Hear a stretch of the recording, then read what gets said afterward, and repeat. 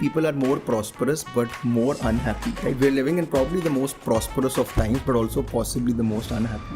Do you think stress is necessary for studying productively? If you look at people, if you were to search for the happiest person in the world on Google, right? It's not a very credible place to start the search, but let's say you did. Yeah. Who do you think shows up? Do you see the people who are the richest?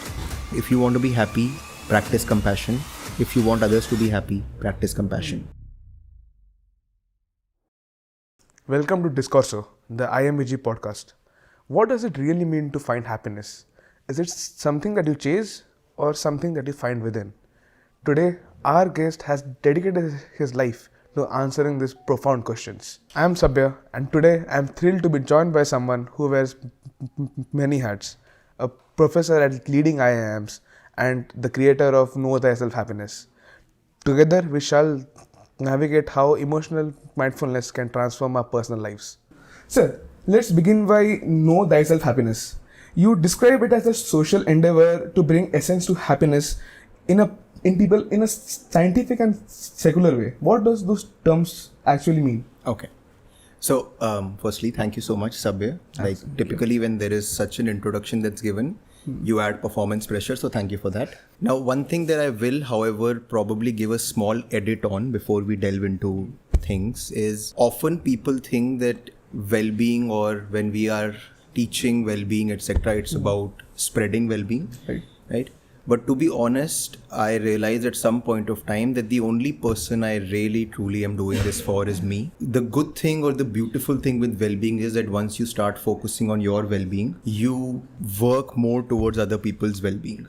So as soon as you start about really caring about your well-being, kindness, compassion, and all of that good stuff is really a consequence, right? So in a way, all of this is being done. Like, I know we've been in class together, but all of this has been done because every time I speak to you about well-being, irrespective of whether I am able to effectively reach you or not, I am able to effectively reach me for sure. And that's one of the things that I just wanted to mention. The other thing is, recently had some transitions in organization. So my organization that I'd started was Know Thyself Happy, which was really about if you really knew or you really understood yourself, you'll realize that you are already happy. There's just so many barriers you've created to it that you feel unhappy. I've been working on this for like around 5-6 years, 7 years now. And we've developed this framework called HEAL, which I've tested in multiple organizations, which stands for Health, Emotions, Authentic Living.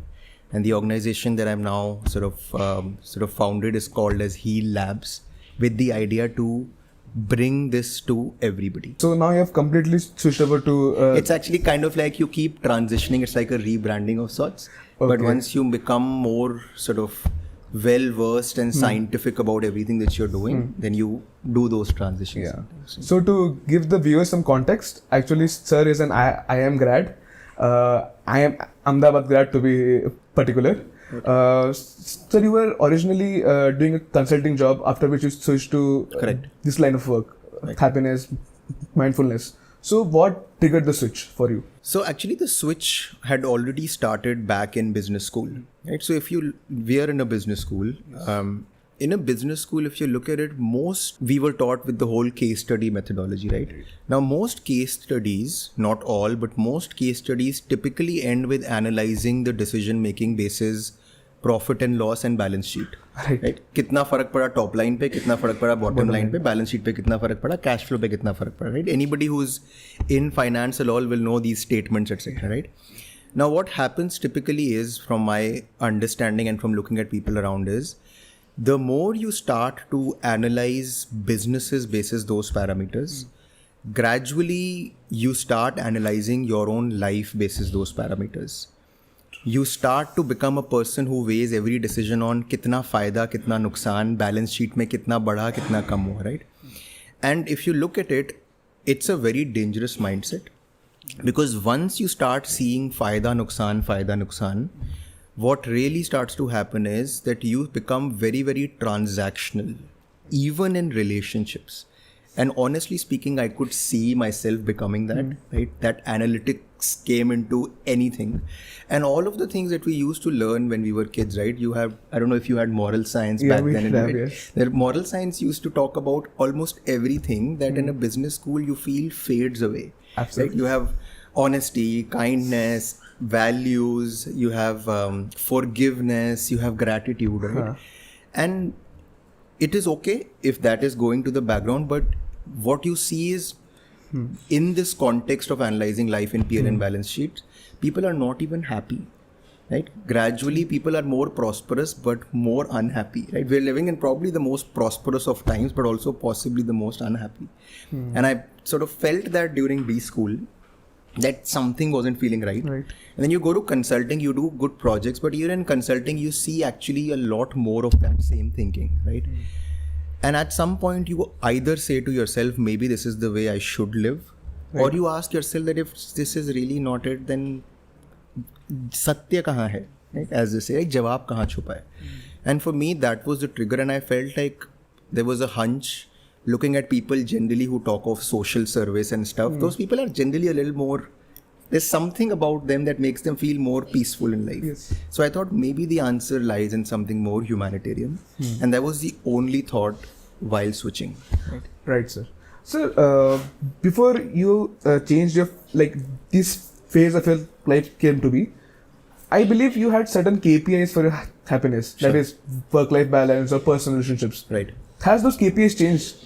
I think all KPIs have changed. Okay. Because you remember when we were in class 12th, we were told, अभी 2 साल पढ़ाई कर लो, 12th में शांति आ बिल्कुल. जाएगी. 12th में पढ़ाई कर ली तो अब IIT कर लो या Scam. कुछ कर लो तो शांति आ जाएगी, right? And you used to define KPIs basis the way the world had defined KPIs for you. Yes. Right? Yes. And you live those KPIs for long enough to realize that those KPIs, like the KPIs for those of us who maybe, I'm sure everybody here is aware, but is key performance indicators.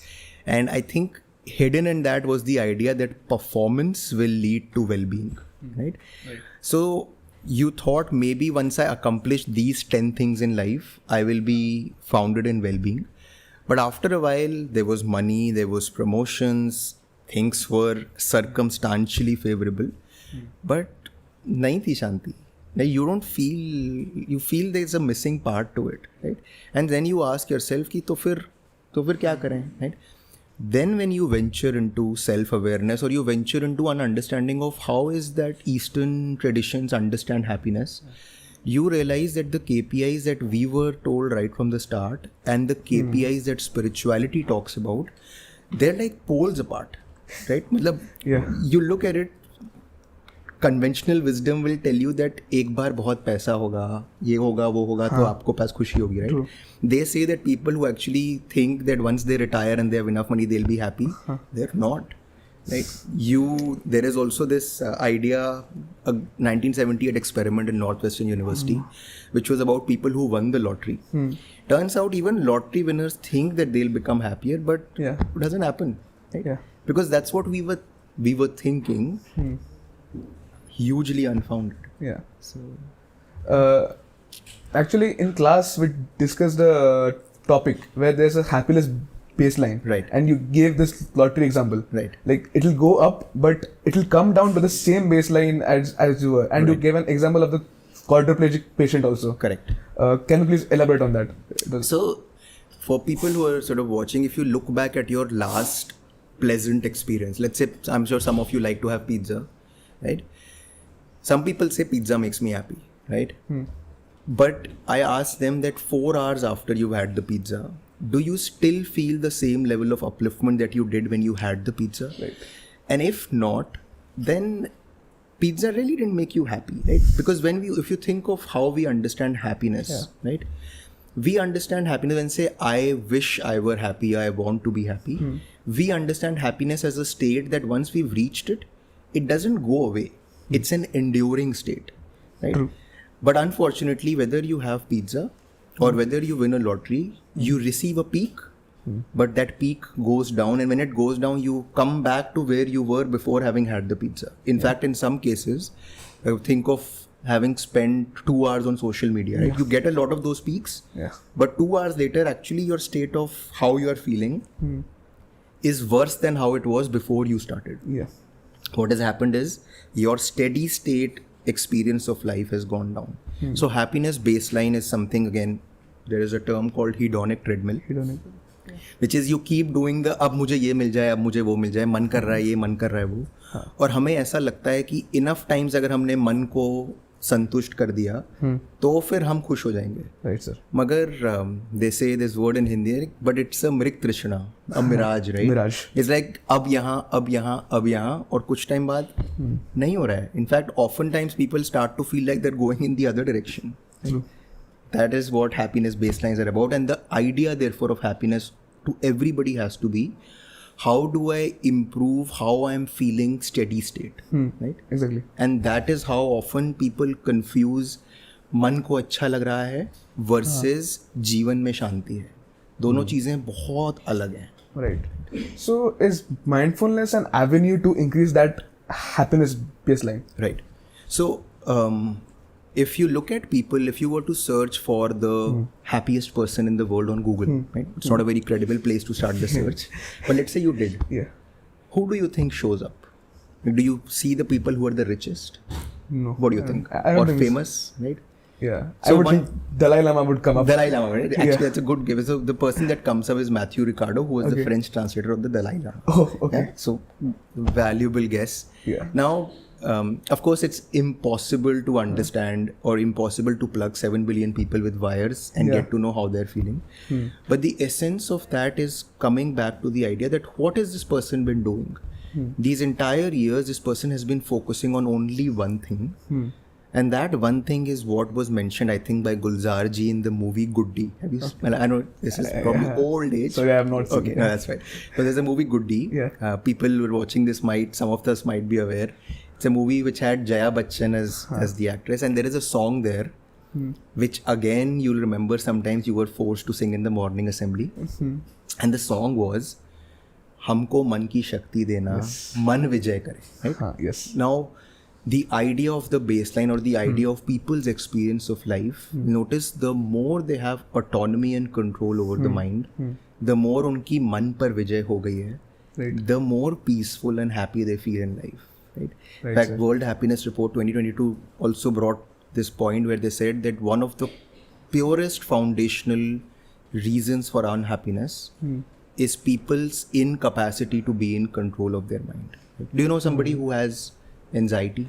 Or Yes, anybody, absolutely. right? Many people I know. Yeah. So when people have anxiety, do you think their mind is more in their control or less in their control? I would believe less in the Less, control. right? So as you go down mind wandering, the more you wander off, right, you are actually going away from your own well-being. Right. And people who have anxiety, you'll notice they often have, somebody very close to me did, उनका अब ये मन कर रहा है, अब मन ने मन की सुन ली, अब ये मन कर रहा है, मन की सुन ली. आप मन की सुनते गए, मन को तो आपने संतुष्ट कर दिया, मगर आपकी संतुष्टि तो रह गई. And that's what the more mindfulness, right? Mindfulness has many definitions, by the way. You look at Western psychology, there are a lot of definitions. One of the foundational definitions that people follow is mindfulness is the awareness that arises when you pay attention to the present moment non-judgmentally. Okay. You'll get reminded of Three Idiots, right? What is a machine? Yes. Right? Now, simply put, if I could just summarize it in छोटी एक line, mindfulness is कि मैं जहाँ चाहूँ मैं अपने मन को वहाँ रख सकूँ. मेरा मन मेरे कंट्रोल में हो, बस, और कुछ नहीं है. Right, sir. और across religions, across spiritual traditions, इसी चीज़ को बताने की कोशिश की गई है मेरी अंडरस्टैंडिंग में, इन माई लिमिटेड नॉलेज, कि यार तुम मन को अपने कंट्रोल में कर लो. मन को कंट्रोल में कर लोगे ना, Yeah. तो शांति ही शांति है. Right, sir. Very good answer. Sir, in our EI classes, a key theme was to how to avoid compulsions, Right. like anger, lust, greed. But I have seen personally a lot of people are driven by these things in their career. Right. So, if you avoid these compulsions, how do you drive yourself to be better? I see.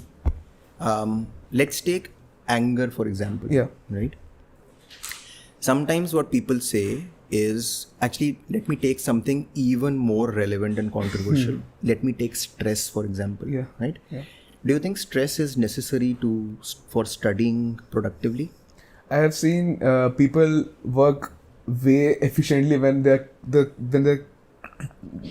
near the deadline. They're near the deadline. Yeah, right? yeah. When They'll- they're really stressed, Yeah, you'll notice some- people feel like, यार जब मेरे को stress मिलता है ना, तब मैं productive होता Yeah, हूँ. the productivity. Now let me ask you, right? Do you have any hobbies? Anything that you like to do? I like to read. You like to read. Yeah. When you are reading, are you engaged in the process of reading? Yes, So you are productive in the process of reading. I believe so. Are you stressed while you're reading? In the moment, no. No, right? No. Which means that it is possible to be productive Right, sir. while not being stressed. Right, sir. होता क्या है, अगर आपसे मैं बोलूँ 5 दिन पहले आप पढ़ाई करो तो मन बिल्कुल कंट्रोल में नहीं होता 5 दिन पहले. Yes. राइट? मन कहता है यार ये कर लेते हैं, मन कहता है सोशल मीडिया पे चले जाते हैं. मन संयम में नहीं रहता. हाँ. राइट? अगर मेरा मन संयमित हो तो actually I can 5 days also, and there are people that I know who can study 6 days before and be very efficient. They don't need stress to study. Yeah. They can be in control of their mind. What typically happens is your sloth, Sloth. that starts to dictate your choices. Right, sir. Now sloth also is a compulsion, right? Yeah. अब मेरा मन नहीं है, अरे ये नहीं करना अभी, है ना? Biblical अगर sin. मैं मन पे जीत जाऊं, so biblically we were talking about your 7 deadly sins. One of them is also sloth. Sloth, yes. If I could win over sloth, I don't need anger to drive me or stress to drive me, Yeah. right? The problem is we often use one thing like anger or guilt or stress because we want to take away sloth. Sloth तो चला गया, मगर क्या होगा?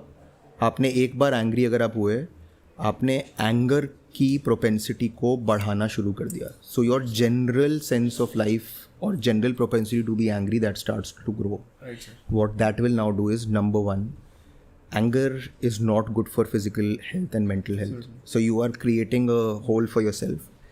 Second, the more you practice it, we already discussed in class, right? Yes. What you practice grows stronger. You practice anger, it will grow stronger, right? Then you will start becoming more and more angry and reactive even at the smaller things. तो and में तो एक सिद्धांत बताया गया है निष्काम कर्म का, कि आप बिल्कुल शांति प्रिय हो, स्थित प्रज्ञ हो, you are stationed in that wisdom. फिर आपने ऑब्जेक्टिव डिसाइड किया, फिर अपने मन को बोला अब ये ऑब्जेक्टिव है, पूरे लग जाओ इसमें. Sir, we all belong to a B school here, at least in this community. Sure. And as we discussed before, we know how to chase profit. We know how to fix the bottom line. We know how to fix the top line. And in this endeavor, how do you think? Like we are trying to be fit in a capitalist society, Right. where we are chasing profits. We do not care about ethical values as such. How do you think mindfulness and happiness fit into this structure of this world? Okay. So very good question, and I think it's a question that needs to be addressed because a lot of people, including me, at some point they believe that being calmer or being mindful is really about becoming a sadhu. Right? मतलब अरे जाओ Ganges के पास में जाके बैठो करो, right?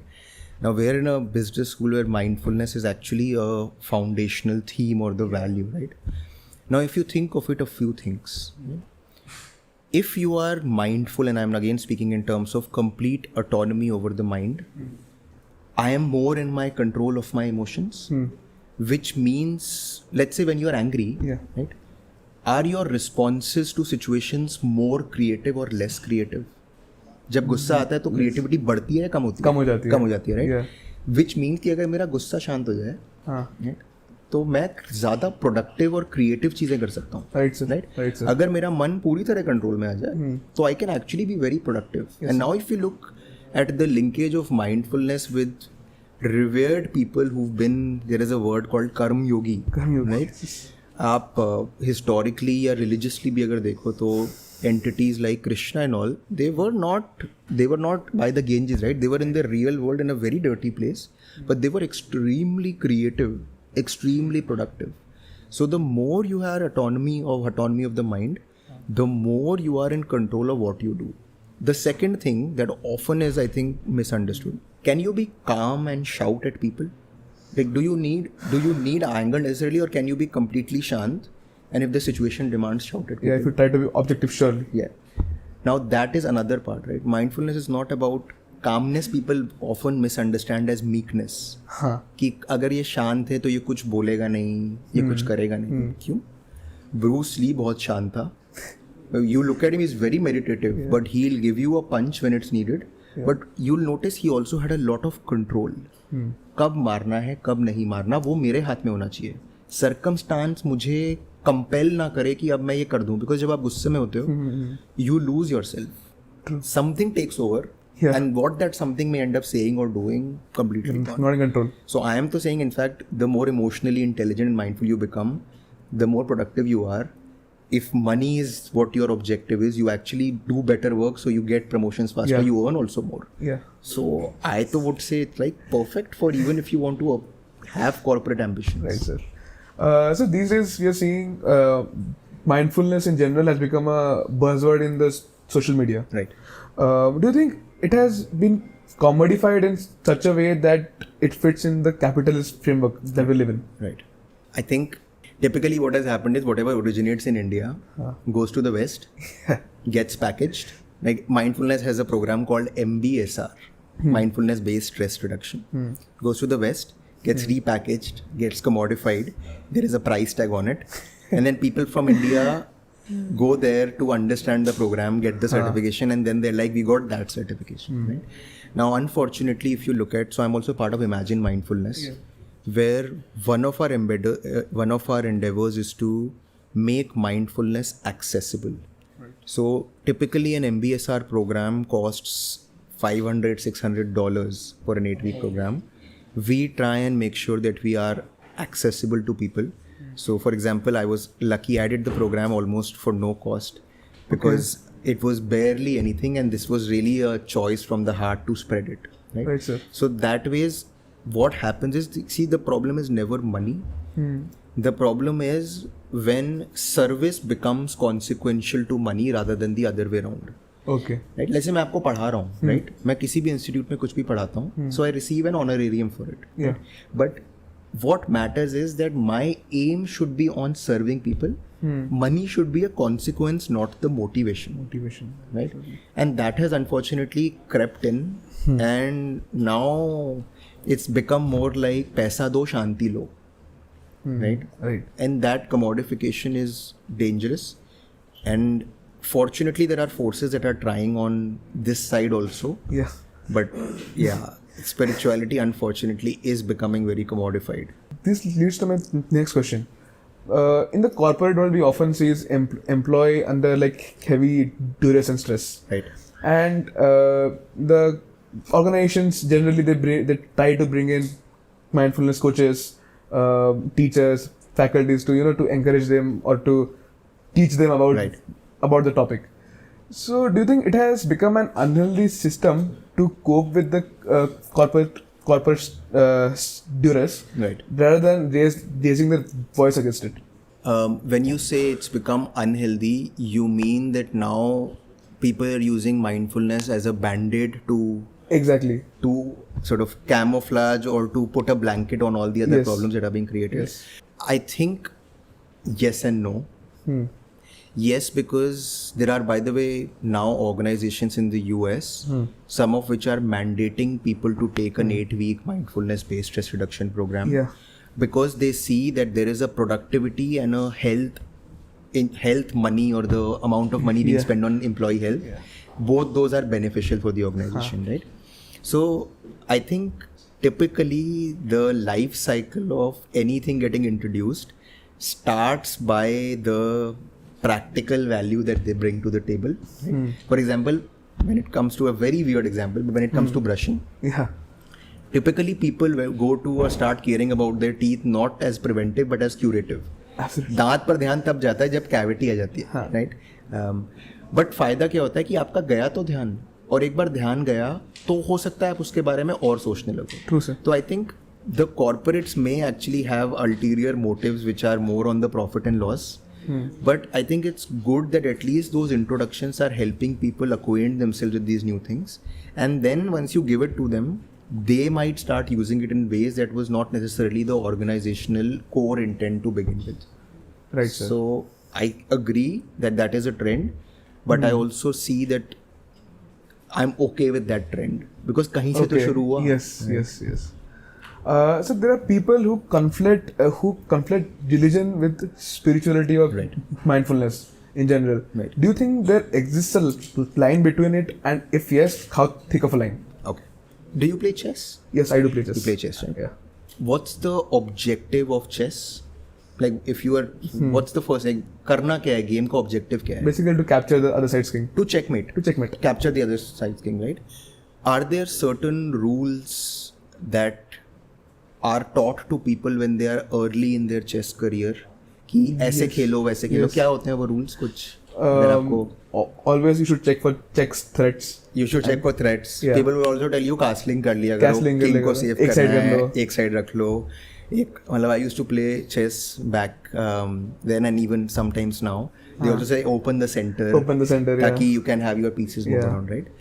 Now you will notice that when you look at the people at the very top, like Magnus Carlsen. Yeah. Right now we have World Chess Championship Yeah. going on, right? It's a huge Yeah. thing. Those people do not play as per those rules. Why? Because they have now realized objective is checkmate. The rules were simply ways in which a person can become more efficient towards that objective. Yeah. But at some point, once you have mastered the rules, then you also have the liberty to break the rules because in the end, objective is not the rules. Right. Objective is the end point of End checkmate. point of. In the same way, I would say spirituality or the end point was tried to contextualize by different religions by giving a set of rules. Because let's say you were new to chess and I just said you have to checkmate, right? You'll be like, मैं मतलब कैसे करूँ, क्या करूँ, how do I approach it, right? Right. And the intent of religion was always to give you an approach, and therefore different people can give different approaches. Yeah. But what happens is after a while, people start to believe that religion is the objective, even though it was a means to the objective. Right? Now, you look at any and every religion, just as you look at any and every rule, people interpret things basis their understanding of the rules. Right. Suppose किसी किताब में लिखा हुआ है कास्लिंग करो, हाँ. तो इंसान कहेगा क्वीन साइड करूँ या किंग साइड करूँ कि उसकी वो जानकारी है, right? In the same way जो स्क्रिप्चर्स हैं अलग अलग रिलीजन्स के, उनको लिखा गया था किसी इंटेंशन से, Yeah. मगर आप उसको इंटरप्रेट करते हो the way you are, right? Now that has again become a little bit और it becomes a barrier to spirituality because then you start fighting on the rule. लोग लड़ते नहीं ये रूल ठीक है ना, ये Yeah. रूल अच्छा है. Yeah. अरे भाई रूल छोड़ो, ऑब्जेक्टिव क्या है, right? And that is where sometimes this distinction is not as fairly understood. And because it's not fairly understood, people fight on the differences. Yeah. But if you now look at every religion from this point of view, her religion आपको यही बता रहा है कि मन पर जीतना है. Right. Right? You look at Christianity, 7 deadly sins. Right? You look at Hinduism. Right? You look at Sikhism. Yeah. And at Islam also, every religion is trying to talk about this. The only problem is some religions have elaborated it really, really well. Yeah. Some religions may not have elaborated it well. Right. Some religions are speaking it a certain way. Yeah. Some religions are speaking it in another way. Yeah. The problem is we are all different people, and there are some thoughts which we are more easily able to think and agree with, and that's where it becomes a problem. Right? Yeah. अंत में मन की जीत करनी है, मगर वो उसके लिए आदमी सोचता है यार ये फॉलो करना जरूरी है, वो फॉलो करना जरूरी है. True. So now that we have talked about chess, I would ask you this question. Last year, Ding Liren won the World Chess Championship against Jan. Right. Did you see his reaction after winning the game? Right. It was I did. heartbreaking to see. Yes. Like an expedition, so long, so hard, so tough. And after that, when you reach your final point, your destination, Right. you are heartbroken. Right. Why do you think that happens, sir? Now, if you think back at your last achievement, Yeah. right? The last thing that you achieved that you wanted to achieve, Yeah. right? Do you feel the same joy that you did back then at that achievement? If you look at it today, like is that level of joy still there? No. Not really. It fades away. क्या होता है, मतलब कई लोग ये analogy देते हैं, आदमी माउंट एवरेस्ट को सपोज जिंदगी भर गोल बना के चलता है, चल रहा है एंड में पहुंच गया माउंट एवरेस्ट पे. अब माउंट एवरेस्ट पे पहुंच गया है, यूं है और यूं हवा चल रही है माउंट एवरेस्ट पे, right? अब वो कहता है अब क्या करूँ, right? Ding Liren's last reactions after the game were, I think I could see a lot of relief that this got over, right?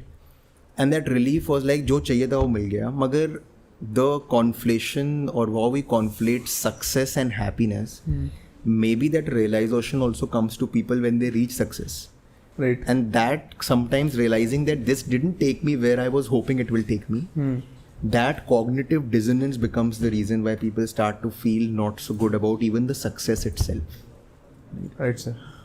And that could be a potential reason. Again, I don't know. I've never spoken to him personally. Yeah. But I think it could be a potential. Yeah. Because in that scene, if you do not know nothing about chess, and if you see that scene, you won't know who won. Who won? Yeah. Right. That's the beauty of it. Let's not sidetrack. Sir, we know that Osho is charging hefty fees for these happiness courses, Right. mindfulness courses. Right. What is your general opinion on these kind of courses? And To be honest, 6-7 years back when I started my own courses, I was very hell-bent on not letting commerce become even leave centricity. It shouldn't touch anything, right? So I actually started my courses by taking online 6-week courses where I didn't used to charge anything. Okay. Everything was basis volunteering. So there is a very nice model, and I think I wish I had created this, but I hadn't. There's a very nice model. There are these 10-day silent retreats called Vipassana, right? Which are in and around different parts. And there is one in Bodh Gaya, by the way, right next to our campus. You go there for a 10-day silent retreat. The organization solely works only on people contributing once they've had that experience. Right. And there is no force in contribution. Nobody calls you, no marketing. People just voluntarily contribute. Why? Because they're like, I've experienced this, now I want others to experience this. And actually the organization is running sustainably. Like, I don't know how many, they have 300 odd centers in the world. An organization which is not charging and being sustainable at that scale, like, can you imagine how effective it's going to be or how much it's benefiting the world, right? सेवा भाव या दान का भाव जग रहा है लोगों में, ये नहीं है कि पैसे दो शांति लो, right? So I started my online courses also on a similar nature. And I started to I was like, I don't want to charge, but I also realized one thing from my personal experience. If I do something for free, I will not do it. Right? कई बार B school में लोग कहते हैं यार इन चीज़ों के grades नहीं होने चाहिए. प्रॉब्लम ये अगर ग्रेड्स नहीं होंगे तो आप ज़्यादा क्लास में ध्यान भी नहीं दोगे. So I started doing a 7,500 rupees security deposit so that people submit it, and if they are disciplined, then I return it back at the end. Okay. So that then if they feel like voluntarily contributing, they can. But अगर आप disciplined नहीं हो तो मैं वो पैसे रख लूँगा. Honestly रखे नहीं, but वो एक dagger थी लोगों के पास, right? One component of charging money, I think, which often people talk about is it's important for a person to be disciplined, because only when they see that they've spent something do they actually focus on it more. Right? How hefty the amount is. Now even Vipassana, by the way, reached that stage of contribution later. Okay. From what I know, initially they used to also charge, but what they used to charge was on operational costs. Got it. So some of these organizations they're not sustainable enough to have operational costs. Because unless you don't have that, let's say your motive is to spread well-being, Right.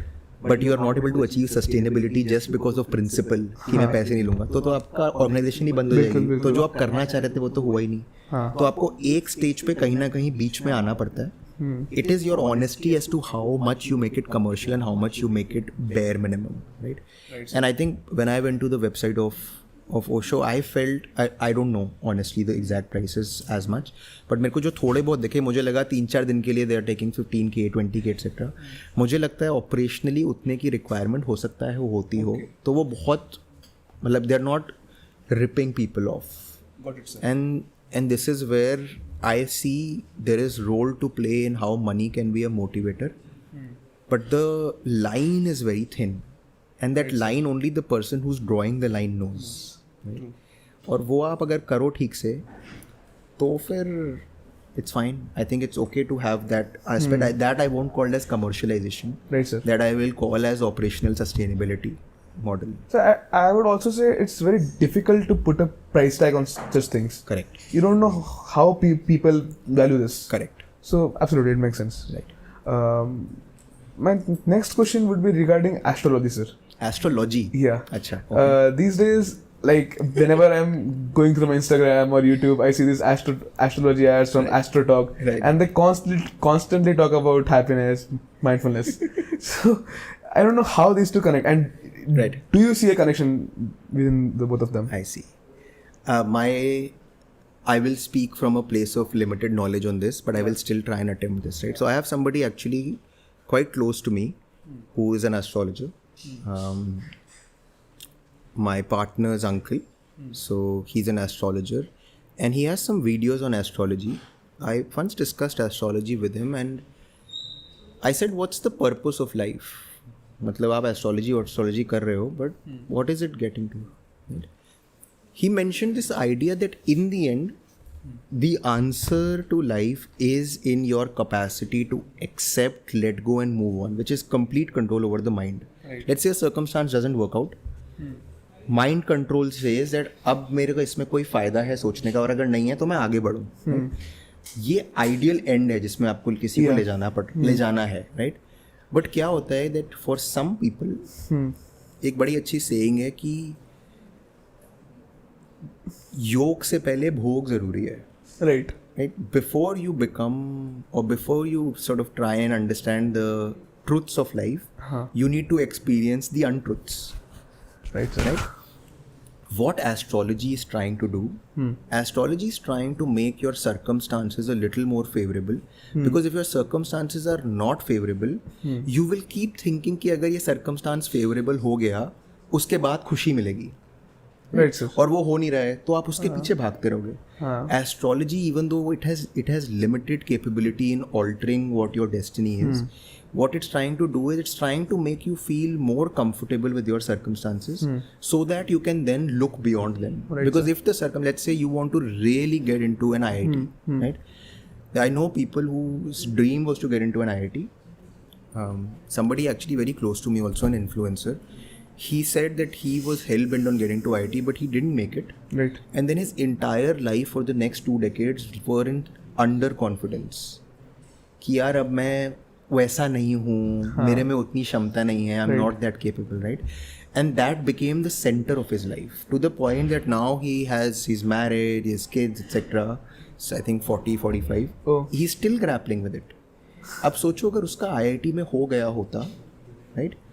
तो उसको realise होता कि यार IIT में हो गया लेकिन अब भी कुछ नहीं हुआ, तो फिर वो अगला कदम लेता देखने के लिए कि यार तो मैं क्या करूँ. बट अभी क्या है, अब वो IIT चिपक गया है सर में, it's now stuck.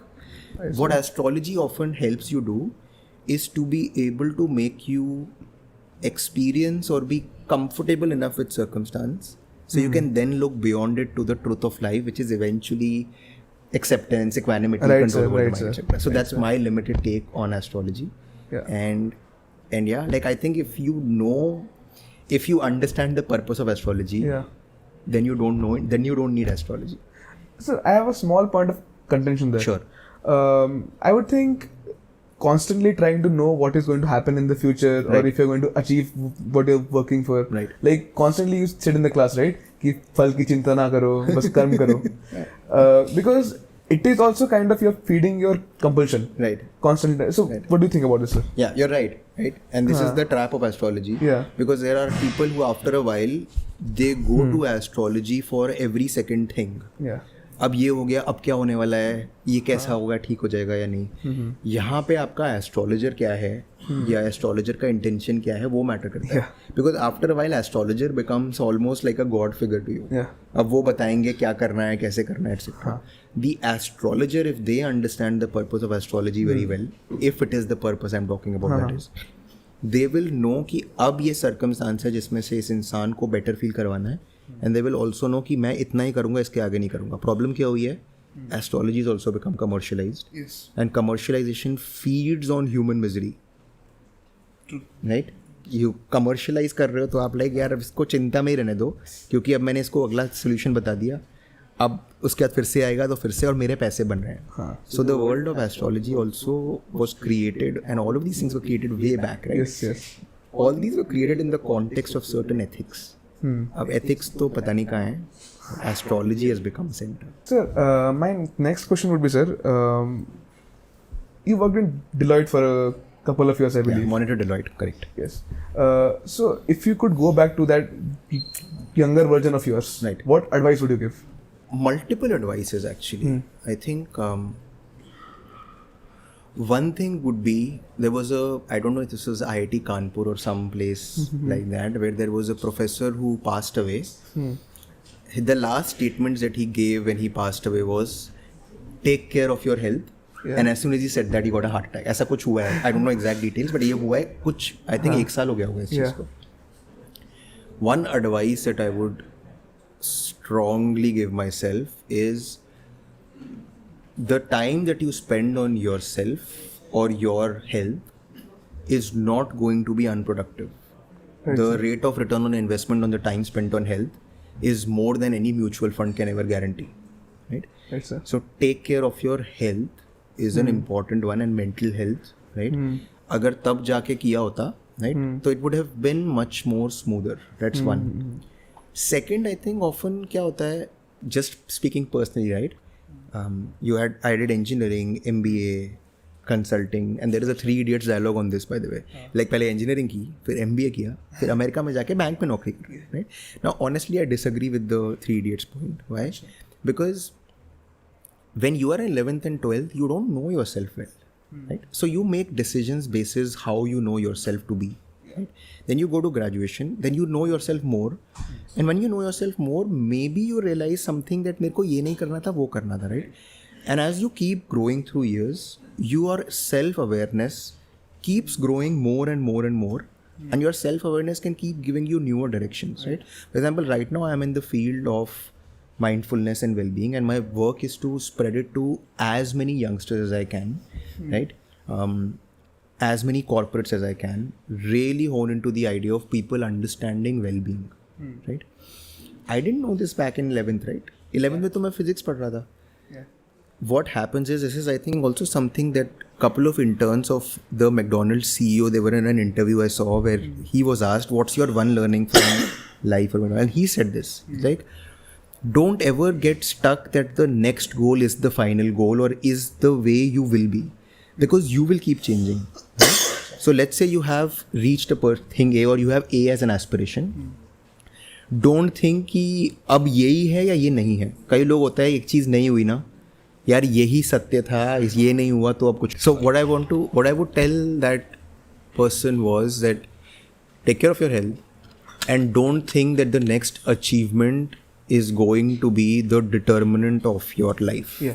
It never is, right? And you have, like, if I look at me, I could have never imagined. I was the last person to ever be an entrepreneur, which I am now. Okay. I was the last person to actually go around and speak to people about well-being, right? Yeah. I was a thorough analytical consulting kind of a person, right? Yeah. I changed, and everybody else too will, Yeah. right? The third thing, however, that's an important part is, this is a corollary to number 2. That doesn't mean that you don't pursue what you feel is relevant for you at that moment. A lot of times what happens is, कई लोग ये सुनेंगे, कहेंगे यार पता तो है ही नहीं, तो कुछ करके भी क्या फ़ायदा, Right. शांति रहते हैं, बैठे रहते हैं, उससे भी कुछ नहीं होगा फ़ायदा. तो कर्म तो आपको करना ही है, राइट? वो कर्म कहाँ ले जाएगा छोड़ दो, उसको अपने आप डिसाइड करना है. Right. Sir, what I believe is mindfulness is a very individualist concept. Right. Do you think it has consequences in the larger societal issues, Right. in the geopolitics world, or in general societal evils? One of the things that we often talk about within the realm of mindfulness is the idea of kindness, is the idea of morality, is the idea of ethics. There is a paper by one of the persons that worked with at some point of time, which links mindfulness and moral reasoning. The more you become mindful, if you now think of it, right, the more मेरा मन मेरे control में है, right, उतना कम मैं चीज़ों के पीछे भागने के लिए विवश होऊंगा. The less compulsive I will become, the less egoistic I will become, which means when I speak to Sabya, the more mindful I am, the more respect I will feel in my heart for him, right? So, and when that is true, then I will also try that every conversation I have with Sabya also leads to his well-being, right? Because अगर मैंने सोचा यार मेरे को खुश रहना है, उसको दुखी मैं कर भी दूँ, आप तो वापस उसी में आ गए, मन के विवश हो गए, अब मेरी नीड उसकी needs, right? If people became, and there are courses on mindfulness for leadership, right? If people became more mindful, you would have heard in leadership there are several phrases. One of them is servant leadership. Yeah. Right? Yes. वो सुना ही होगा सुना ही peaceful, होगा, yes, right? sir. Yes, sir. There is mindful leadership. Now, what is that? I have completely let go of my egoistic, narcissistic self. Yeah. And when that happens, I actually worry about or care about other people's well-being. If mindfulness can actually spread to more people, there's a very nice quotation, I think, by Dalai Lama where he talks about if you want to be happy, practice compassion. If you want others to be happy, practice compassion. In essence, if the world became more mindful, it will become happier. It will also become kinder, right? So, practicing, and it will definitely become more productive. Yes, sir. We already established that, Yes, sir. right? Yes, sir. Yes. So imagine how much cohesion. There is a very nice case study on this company, I think, Detroit Manufacturing Unit. I don't know exact details, which said that people were made to practice mindfulness 20 minutes a day, 20 minutes twice a day for 3 years. Productivity went up some 80-100% of the firm.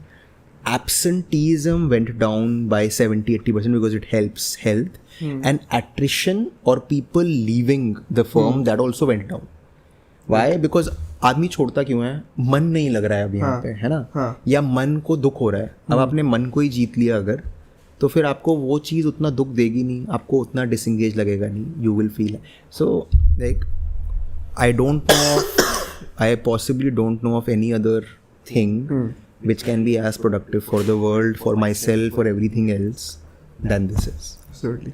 So, what you have taken so many sessions over the years. Sure. What are the common lies about mindfulness that you witness, or generally people that think that is true but is not in real life? I see. So I think one of the things that people often relate things like mindfulness, etc., to are religion. So people believe that it will make you more orthodox. It will make you more religious in nature, right? And to be honest, I am personally one of those people who wants logic in everything. I am not a person who will believe in anything, right? If you tell me कि सब जगह भगवान बसते हैं, मैं कहूँगा please prove it to me. Right? So what people think is that if I become more mindful, I'll become more illogical or irrational. Right. It's actually exactly the opposite. Right. So that's one myth that people have when it comes to mindfulness. Right. Second, the myth is that people believe, and I am in awe of the fact that this institution has mindfulness as yoga as one of the top credit courses. Right. Which is amazing to know. Because people often believe that this is something which correlates only to, you know, कोई गुरुजी कहीं है या कोई कुछ कहीं है, right? People also believe it's for monks, etc. Right? Yes. चले होगे. I love my partner. I have a family. Love my parents. Love my brother. I'm not going to leave them. Yeah. So it's not going to make you secluded from society. It's not going to make you a recluse. Right? Again, a misconception. Yeah. Right? And I think these misconceptions are beginning to wither away. Right. And mindfulness does a very good job at being able to scientifically do so. Right? It doesn't require faith basis. मैं कह रहा हूँ सांस पर ध्यान दो. अब सांस में ना भगवान है ना कुछ है. आप ध्यान दे रहे हो, right? Yeah, okay, fine. मेरा मन. And then you realize that आपको सांस में ध्यान देते थे. I asked a little while back after that, like, how are you feeling? People are like, अच्छा लग रहा है. मैंने तो नहीं बोला भगवान में बिलीव करने को, लेकिन अच्छा लग रहा है. वो भगवान से आपको पास भी ले आता है अगर आप स्पिरिचुअल या रिलीजियस इन नेचर हो. But you don't have to necessarily be a particular way. That's again part of the misconceptions. So I think generally, like in these schools, it is a very high stress environment. Right. And luckily, our college, it has institutionalized mindfulness, sort of. Sure. What policy changes do you want to see at the government level to imbibe this culture within? Right. So, I think we're getting there. Yeah. There is a there is a program which was commissioned by the Capacity Building Commission called Mission Karm Yogi. Right? I know personally that it's gotten implemented in postal services, I think, police, and multiple other government agencies, right? So the understanding, and by the way, Karm Yogi, or the genesis of Karm Yogi, if it's okay, I'll take a 1 minute detour on it, right? क्या होता है कर्म योगी? हमने बहुत सुना है कर्म योगी बनो. Now, one of the pathways to becoming or to building autonomy over the mind is this idea of duties. Right? We often see in Bollywood, ये तो मेरा धर्म है माँ जी.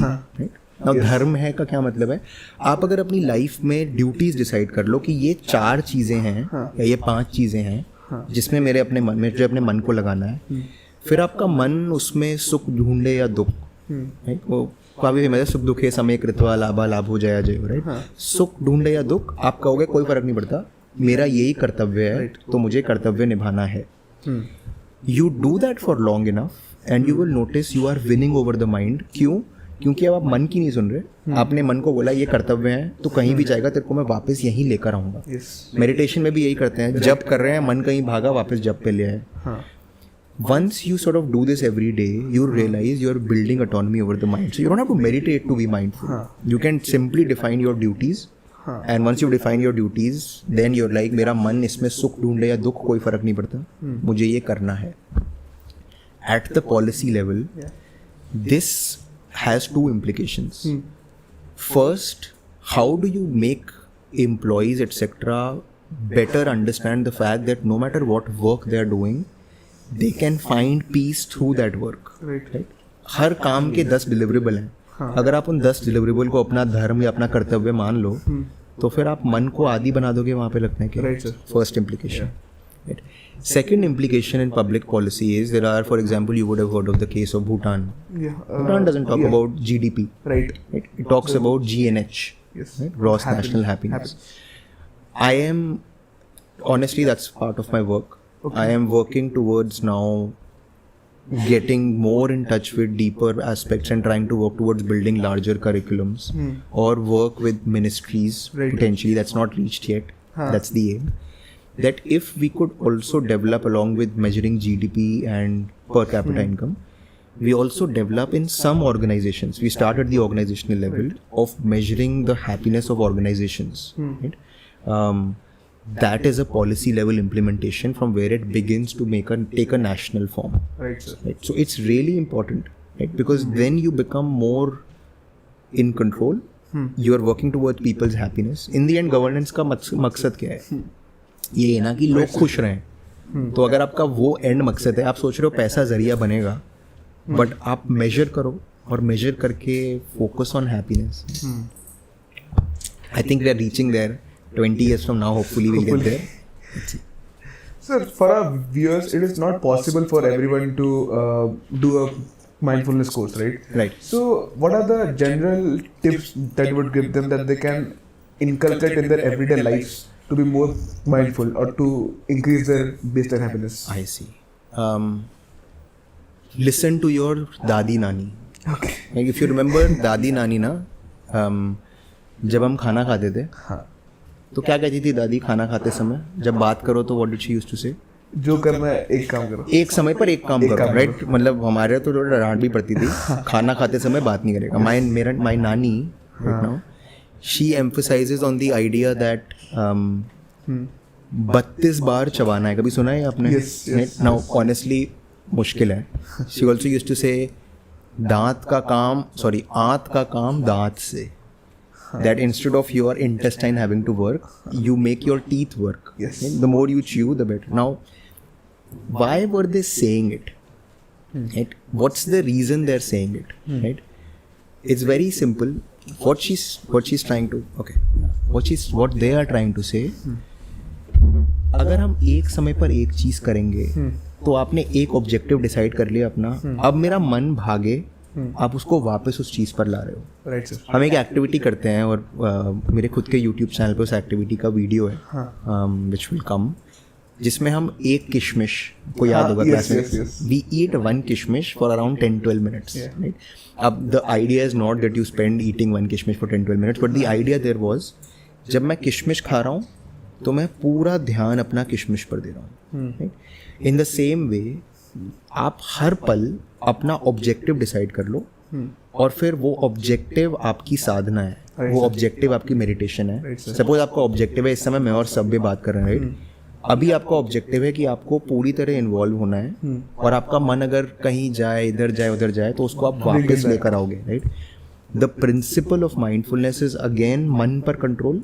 मन पर कंट्रोल मतलब मैंने डिसाइड कर लिया ये कर रहा हूँ मैं, अब कुछ भी करूँ मैं दिन भर में, मन को उस पर रखूँगा. तो one thing at a time is the pathway to peace. Now, if you notice, there is one person that almost all of our viewers will know of, who works for 18 hours a day, supposedly, and whenever you see him in any public broadcast, I very closely observed him when he was in the Republic Day का retreating, what is it called? I'm not getting the phrase.